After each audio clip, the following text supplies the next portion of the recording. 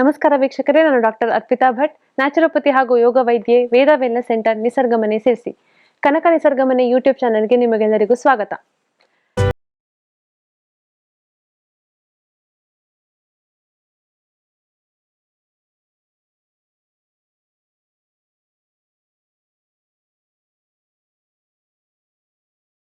ನಾನಿವತ್ತು ಹೇಳಕೊಟ್ಟಿರುವಂತಹ ಸಮಸ್ಯೆ ಪ್ರತಿಯೊಬ್ಬರಿಗೂ ಒಮ್ಮೆಯಾದರೂ ಕಾಡಿರುವಂತಹ ಸಮಸ್ಯೆ ಅಂತಾನೆ ಹೇಳ್ಬೋದು. ಕಾನ್ಸ್ಟಿಪೇಷನ್ ಎಲ್ಲರಿಗೂ ಈಗಿನ ಜೀವನ ಕ್ರಮದಿಂದ ಒಮ್ಮೆಯಾದರೂ ಇದು ಬಂದಿರುತ್ತೆ.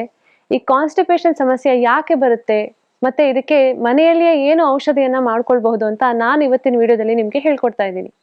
ಸೊ ಕಾನ್ಸ್ಟಿಪೇಷನ್ ಅಂತಂದ್ರೆ ಏನು ಅಂತ ನೋಡಕ್ ಹೋದ್ರೆ, ಕಾನ್ಸ್ಟಿಪೇಷನ್ ಸಮಸ್ಯೆಯಲ್ಲಿ ಏನು ನಾವು ಮಲವಿಸರ್ಜನೆ ಮಾಡ್ತಾ ಇದ್ದೀವಿ, ಇದು ಗಟ್ಟಿಯಾಗಿ ಹೋಗುವಂಥದ್ದು. ಅದೇ ರೀತಿ ಮಲವಿಸರ್ಜನೆ ತುಂಬಾ ವಾರದಲ್ಲಿ 3ಕ್ಕಿಂತ ಕಡಿಮೆ ಬಾರಿ ನಾವು ಮಲವಿಸರ್ಜನೆಗೆ ಹೋಗ್ತಿರುವಂಥದ್ದು, ಅಥವಾ ಮಲವಿಸರ್ಜನೆ ಮಾಡುವಾಗ ತುಂಬಾ ಕಷ್ಟಪಟ್ಟು ಮಾಡ್ತಾ ಇದ್ದೀರಾ ಅಂತಂದ್ರೆ ನಿಮ್ಗೆ ಕಾನ್ಸ್ಟಿಪೇಷನ್ ತೊಂದರೆ ಇರಬಹುದು.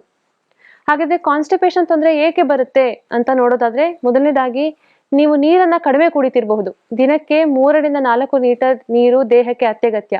ನೀವು ಇದಕ್ಕಿಂತ ನೀರನ್ನ ಕಡಿಮೆ ಕುಡಿತಿದ್ದೀರಾ ಅಂದ್ರೆ ಬಾಡಿಯಲ್ಲಿ ಡಿಹೈಡ್ರೇಷನ್ ಆಗಿ ನೀರಿನ ಅಂಶ ಕಡಿಮೆ ಆಗಿ ನಿಮಗೆ ಕಾನ್ಸ್ಟಿಪೇಷನ್ ತೊಂದರೆ ಆಗ್ತಿರಬಹುದು. ಅದೇ ರೀತಿ ಫಿಸಿಕಲ್ ಆಕ್ಟಿವಿಟಿ ಕಡಿಮೆ ಆಗಿದ್ರೆ ಕೂಡ ಕಾನ್ಸ್ಟಿಪೇಷನ್ ತೊಂದರೆ ಆಗುತ್ತೆ. ಹಾಗೆಯೇ ಈಗಿನ ಲೈಫ್ ಸ್ಟೈಲ್, ದಿನಚರಿ ಏನಿದೆ ಅದು ನಿಮ್ದು ವೇರಿಯೇಷನ್ಸ್ ಇದ್ರೆ, ಅಂದ್ರೆ ಕರೆಕ್ಟ್ ಆದ ಸಮಯದಲ್ಲಿ ನಿದ್ದೆ ಮಾಡ್ತಾ ಇಲ್ಲ, ಕರೆಕ್ಟ್ ಆಗಿ ನಿದ್ದೆ ಮಾಡ್ತಾ ಇಲ್ಲ, ಕರೆಕ್ಟ್ ಆದ ಸಮಯದಲ್ಲಿ ಊಟ ಮಾಡ್ತಾ ಇಲ್ಲ ಅಂತ ಆದ್ರೆ ಕಾನ್ಸ್ಟಿಪೇಷನ್ ಆಗ್ಬೋದು. ಅದೇ ರೀತಿ ಹೊರಗಿನ ಆಹಾರವನ್ನ ಜಾಸ್ತಿ ತಿನ್ನುವಂಥದ್ದು, ಬೇಕರಿ ಐಟಮ್ಸ್, ಕರಿದ ಆಹಾರ, ಜಂಕ್ ಫುಡ್ಸ್ ಇದನ್ನೆಲ್ಲ ಜಾಸ್ತಿ ತಗೊಳ್ಳೋದ್ರಿಂದ ಕೂಡ ಕಾನ್ಸ್ಟಿಪೇಷನ್ ಆಗುತ್ತೆ. ಹಾಗೆಯೇ ಕೆಲವೊಂದು ಮೆಡಿಕೇಶನ್, ಏನಾದ್ರೂ ಔಷಧಿ ತಗೋತಾ ಇದ್ದೀರಾ, ಇದರ ಸೈಡ್ ಎಫೆಕ್ಟ್ ಆಗಿ ಕೂಡ ನಿಮಗೆ ಕಾನ್ಸ್ಟಿಪೇಷನ್ ತೊಂದರೆ ಕಾಣಿಸ್ಕೊಳ್ತಿರ್ಬಹುದು.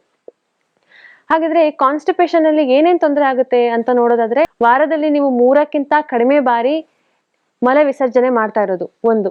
ಆಮೇಲೆ ಮಲ ವಿಸರ್ಜನೆ ಗಟ್ಟಿಯಾಗಿ ಹೋಗ್ತಾ ಇರುವಂತದ್ದು, ತುಂಬಾ ಕಷ್ಟಪಟ್ಟು ಮಲ ವಿಸರ್ಜನೆ ಮಾಡ್ತಾ ಇರುವಂತದ್ದು.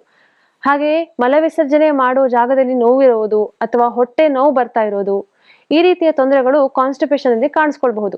ಹಾಗೆಯೇ ಈ ಮಲ ವಿಸರ್ಜನೆ ಸರಿಯಾಗಿ ಆಗದೆ ಇರುವಂತಹ ಕಾರಣದಿಂದ ದೇಹದಲ್ಲಿ ಒಂಥರ ಜಡತ್ವ, ಹಾಗೆಯೇ ಇರಿಟೇಷನ್, ಮೂಡ್ ಸ್ವಿಂಗ್ಸ್ ಕೂಡ ಆಗುವಂತಹದ್ದು, ಇದು ಕಾನ್ಸ್ಟಿಪೇಷನ್ ಇಂದ ಆಗುತ್ತೆ. ಸೊ ಈ ರೀತಿ ತೊಂದರೆಗಳು ನಿಮ್ಗೆ ಕಾನ್ಸ್ಟಿಪೇಷನ್ ಇಂದ ಕಂಡು ಬರುತ್ತೆ.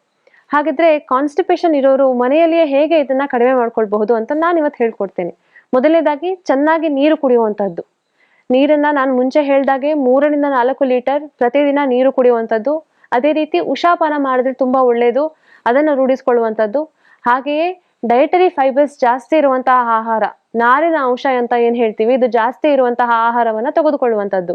ಹಾಗೆಯೇ ಫಿಸಿಕಲ್ ಆಕ್ಟಿವಿಟೀಸ್, ನಾನು ಮುಂಚೆ ಹೇಳ್ದ ಹಾಗೆ ಫಿಸಿಕಲ್ ಆಕ್ಟಿವಿಟೀಸ್ ನ ಡೈಲಿ 1 ಅವರ್ ಏನಾದ್ರೂ ಎಕ್ಸರ್ಸೈಸ್ ಇಲ್ಲ ಯೋಗಾಭ್ಯಾಸವನ್ನ ಮಾಡುವಂಥದ್ದು.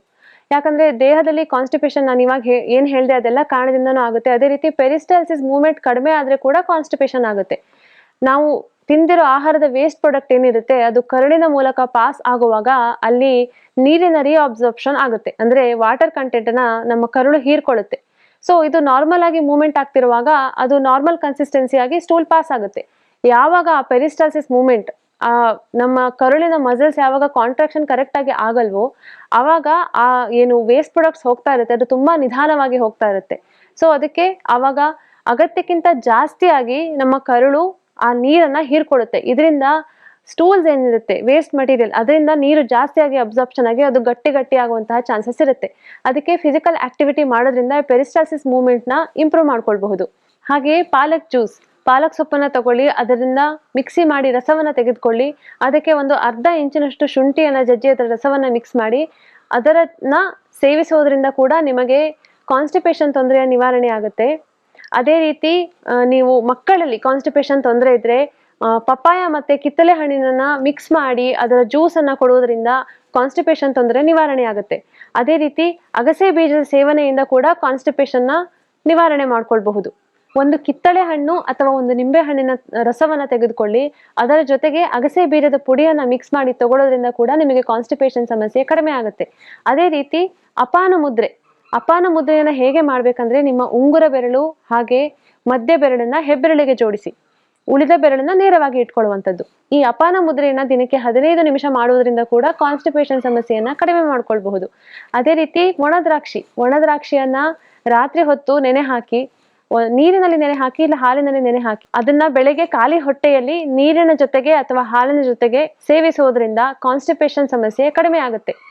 ಈ ಮನೆ ಮದ್ದನ್ನ ನೀವು ಕೂಡ ಟ್ರೈ ಮಾಡಿ, ಹಾಗೆಯೇ ನಿಮಗೆ ಗೊತ್ತಿರೋರ ಜೊತೆ ಕೂಡ ಶೇರ್ ಮಾಡ್ಕೊಳ್ಳಿ. ಧನ್ಯವಾದಗಳು.